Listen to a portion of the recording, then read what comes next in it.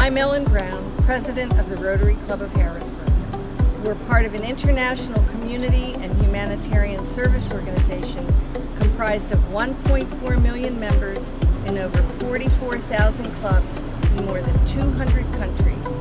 Rotary leads the world in volunteer service. For more than 112 years, the Rotary Club of Harrisburg has organized impactful local service projects that changes lives and creates hope where it's needed most. Please join us at a Rotary luncheon at the Hilton, service on a Monday, or a Rotary alternate meeting to meet our members who are waiting to welcome you. You can find out more about us at hbgrotary.org. Please like, comment, and subscribe to our YouTube channel. We hope to welcome you as a member soon. And with that, I gladly turn the program on to Deputy Chiefs Wide. Again,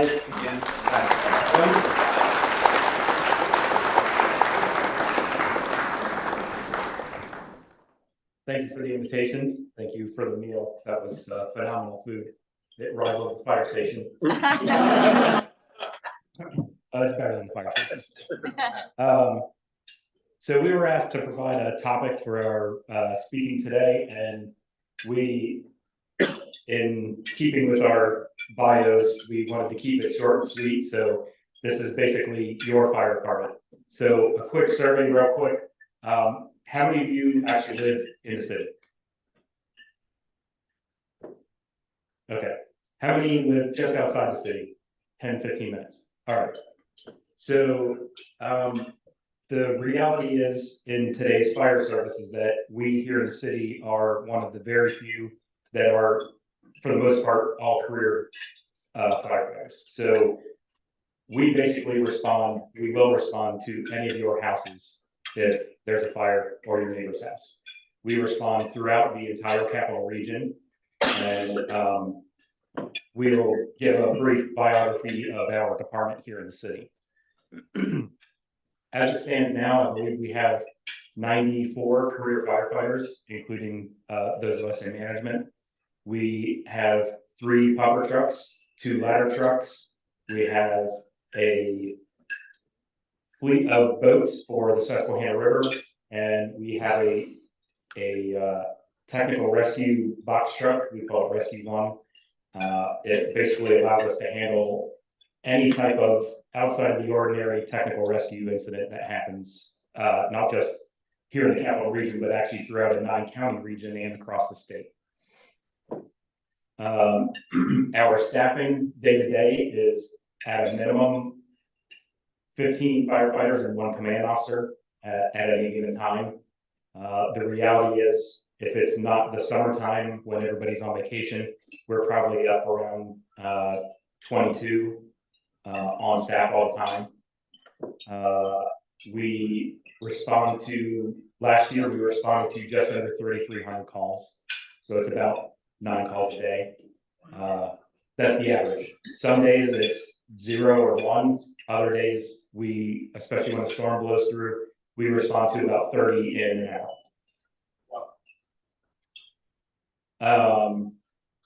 So that is our response. I'm sorry. That's basically our response. So in order for us to get to the level where we're at, we need to do training. So the Chief Wise is in charge of training. Every single one of our members has been through a municipal fire academy. We rely on HAC to provide that for us, along with several other. Ski usually flat.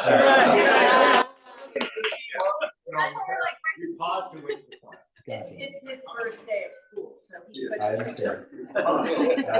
So there's quite a few of us who are double graduates of HAC. I myself graduated from the fire science program in 04, and I graduated from the Career Fire Academy in 05. There's quite a few of us who have done that. So when we graduate, our members have the foundational training, and it includes EMT. One of the things I forgot to mention, 95% of our members are all licensed EMTs. A handful of them are licensed paramedics. And we do more than just fire. We're called the fire department, but we're a lot more than just fire. going back to training. You want to take over on training? Yeah, sure. So my position is a new position, Deputy Chief of Training. Up till last year before, when this was developed, there were 2 deputies and a senior fire chief that ran the department. The decision was made kind of strategically that workforce development was being done, but it could be enhanced. I've always been a very training-oriented person. I work for several other, like I work for the State Fire Academy as a training instructor for the state. I work for a private teaching agency that does leadership, executive leadership training in fire service management. So for me, this was a natural position to come into. We provide, it's unique for our department because of our number of staff, because we have to do so many hours annually, let's say compliance training with different levels for firefighters and for EMS to maintain that licensure so that we can be, we're legally obligated to do certain things. But then we also look at other forms of training, technical rescue, for example. We mentioned about technical rescue. A lot of our staff are trained to work at very advanced levels in water rescue, trench rescue, building collapse, and technical rope rescue. Most of your local fire departments, particularly here in Pennsylvania, don't carry that level. So the Bureau of Fire for the city of Harrisburg is very well poised for community response. And that goes back to the city budgeting money as a priority for workforce development. Some fire departments don't carry a very big training budget. I've been fortunate, Chief Saddis and Chief Enterline have really allocated a pretty significant investment that I can send people. Just for example, we have some individuals, I think next week and weekend after, they're getting certified under the Fish and Boat Commission to be water rescue instructors within the state. So that's a very high level for them to attain. And so that's a really beneficial thing. When an organization puts a lot of money behind training, that says something about them achieving public safety as a priority, keeping our people safe, which means keeping your people safe. So I think that's been really beneficial for us. But our personnel on a daily basis, every day, there's usually some type of training event. And what's unique is that in our firehouses, the firefighters day to day have maintenance work to do, right? They have to inspect the fire truck, inspect the firehouse. They have their responses to emergency and non-emergency events, but then every day we try to build in some type of developmental block. And it could be anything, practical level training where we're out working with ground ladders. It could be something where we're in a classroom formally talking about something. One of the new areas that we're bringing on board, where actually Chief Saddis and I right now are kind of buttoning up, is we're going to come up with a real formal process for when we have an incident event that we can go back and do a post-incident analysis. So it allows us to look at what event happened, how did our staff do? Did we conform to our policies and procedures? And if not, what does the training officer, this guy, need to do to remediate what didn't go well? And so these are some things our fire department, for as small as it is doing really quality work that I would hold up to comparison to some of the major departments in Philadelphia and Pittsburgh. We're doing a great job for a very limited number of staff that we have. We're very small. And I think in a lot of ways in central Pennsylvania, the city of Harrisburg, our fire department, we're setting some trends that other fire departments are looking at. So what else do you want to know about training? Anything else you want to? And also, remember, we do emergency, non-emergency events, but we also have a footprint in building inspections. We have a footprint, again, in public safety education. And I think that's what Chief Saddis and I, as we move through today meeting with you, we're trying to build some relationships with stakeholders. Just like I talked to Megan, we want to start to reach out and be better community partners, more present, and more visible and connect. And you know how to reach us, whether you call Chief Saddis, you call me, call Floyd, call me, say, hey, we have this need. Can your fire department do this? I don't know. Unless you ask us, I don't know if we can do that. But if you ask us, and we can, we certainly will do everything we can to take our resources and connect with you.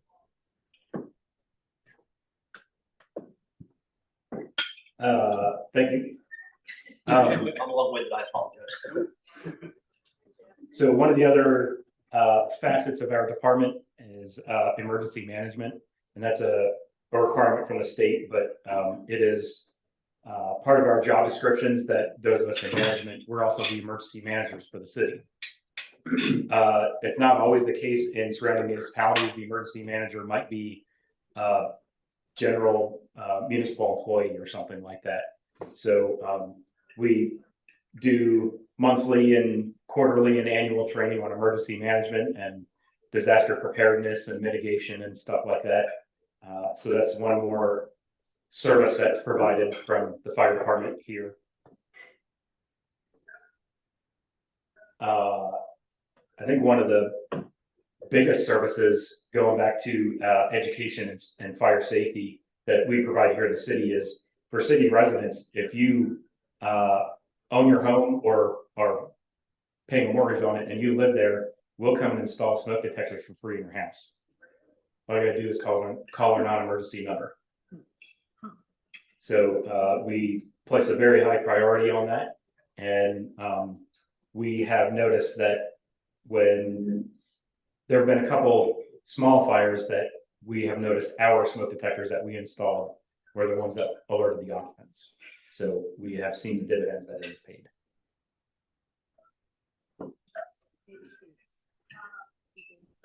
We do not install child parsons. Are you open to taking a couple questions? That's what I was going to say. Does anybody have any questions?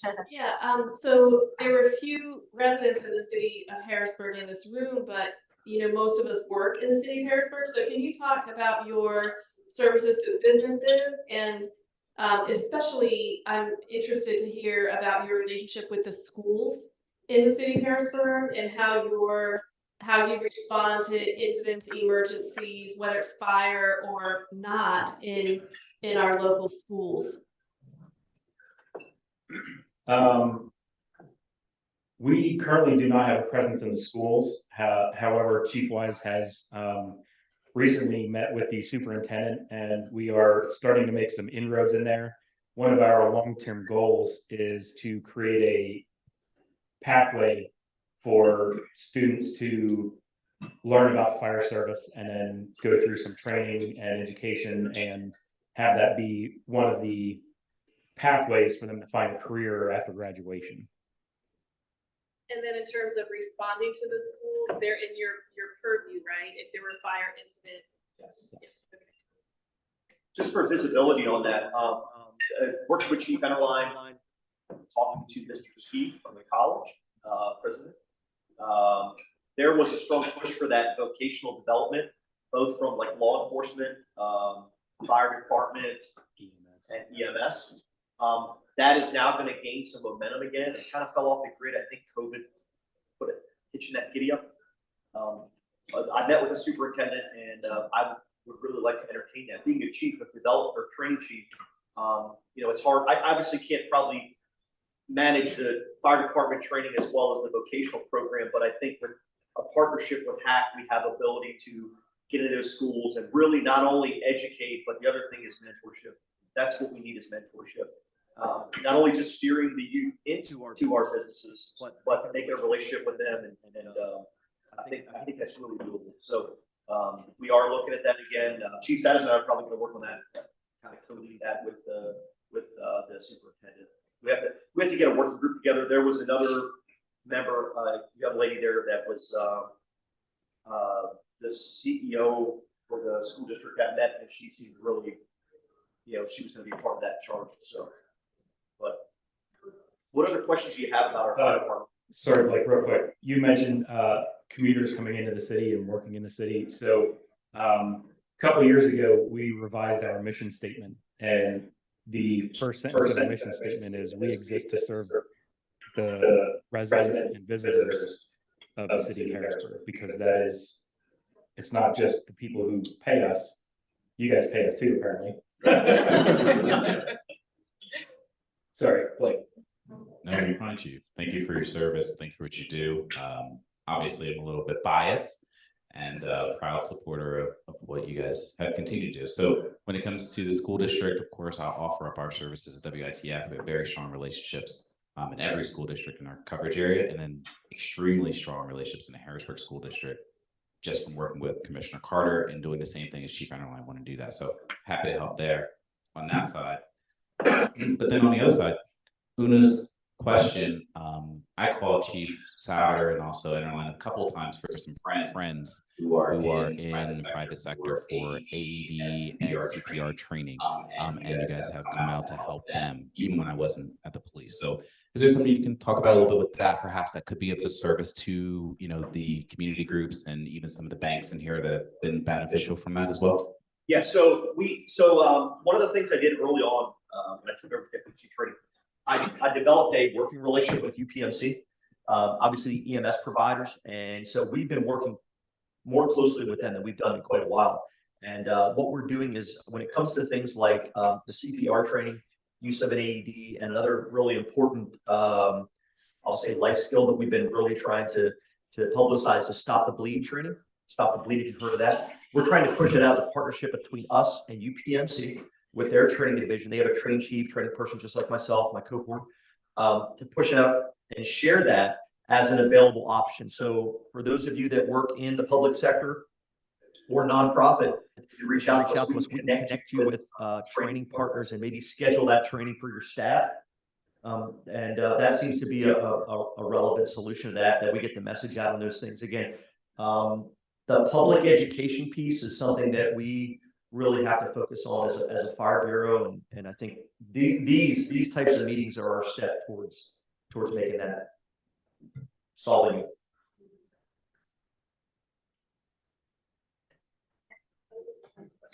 Question. So you mentioned the 15 to 22 that are on staff. Let's try that. 15 to 22, but is there 3 fire halls? I mean, Within the city, there's Yes. 3 fire stations. 6th Street, North 6th Street, North 16th Street, and South 13th Street. South 13th. Okay. And this is an ignorant question, but like EMTs and paramedics, like what's the difference there again? Sorry. Level of training. So, in layman's terms, paramedics are allowed to stick with needles. EMTs are It's a much higher level of care. That's the basic. Yeah. Higher level of care. I love it. So I went to college in Seattle, Washington, and you couldn't graduate from high school or college without taking CPR. Everybody had to have a CPR certification. And when I moved East Coast again, it's like non-existent pretty much. So is there somewhere where we could go, like maybe as a Rotary group and do CPR training or maybe AED, whatever? Also, that's question 1. Question 2 is I work at the Forum with the Harrisburg Symphony Orchestra. There is not an AED in that building. It's only the Capitol Police that have them. And if you can find them when they're working on concerts, as you might know, our audience is elderly. And it concerns me that there's no AEDs at the Forum. Any comments? I can comment on the AED form. If you can give me your contact information, we will meet with the fire chief of the Department of General Services. We have a close relationship with him, and we will see what we can do to get AEDs actually installed in the facility.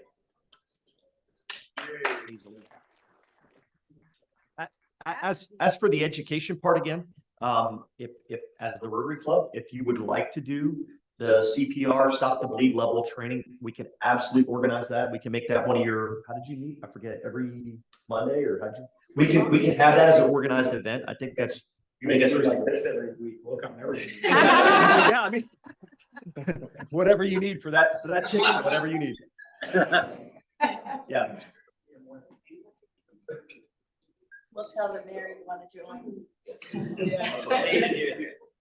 A week or 2 ago, I had the opportunity to attend a community meeting at the Mount Pleasant Firehouse in Allison Hill, one of your older firehouses, and I was really pleased, number 1, to see that it's functional and up to date, even though it's a lot smaller than the 2 modern firehouses, and that's an important area where it's located. But number 2, the local personnel at that station were totally engaged in the community meeting that I attended. And you know, it really, that sent a great message to the neighborhood leaders that were involved in everything. So I just wanted to commend you on that. And wondering if you know, the other thing I was going to mention is the Shamrock Firehouse on Her Street, which that's coming down for the expansion of the branch of Bethesda Mission up in that area. And the historic preservationists didn't oppose that because what we understand is, number one, that's going to expand that campus and really expand its service area of Bethesda Mission. But number two, they're going to replicate the facade of the old firehouse in the new construction. And that's just a great sort of compromise with historic preservation. And finally, I wonder if you know the status of either the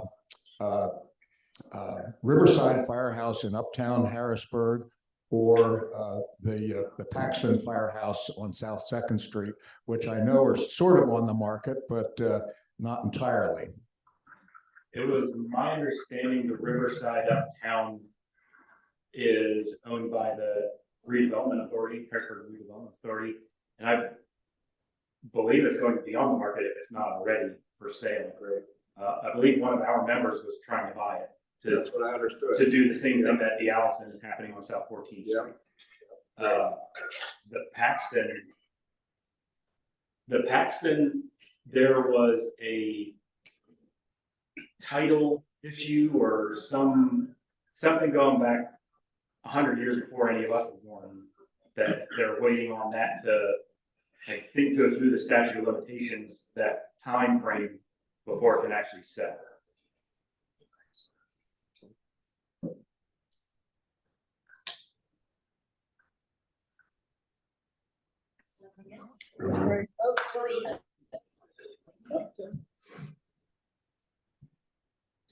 Hi, I was just wondering if you could let us know what percentage of your firefighting force are women? Unfortunately, right now we have one.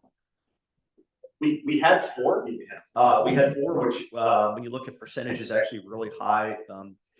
Diversity in recruitment has been a challenge in all of emergency services across the nation.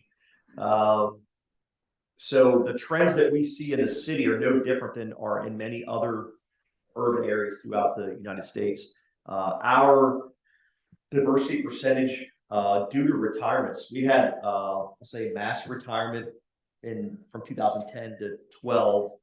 And that's where we lost a lot of our initiative in diversity. Those people leaving, retiring, they had their time, the financial constraints of the city. And then the hiring process has been challenging for us in terms of addressing that problem strategically. That was one of the pushes for getting back in the school district, because we need to be able to advertise job openings to a wider market of people, right? And look at some of those barriers and obstacles and address them and try to overcome them, so everybody has a fair opportunity to become a member of the Fire Bureau. And that's where Chief Saz and I started. This is our first step in gaining momentum back towards that. We had four female firefighters. They've all retired, and we've gained one, Allison. She's fantastic.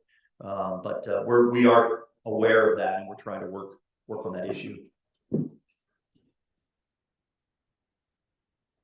right, well, thank you.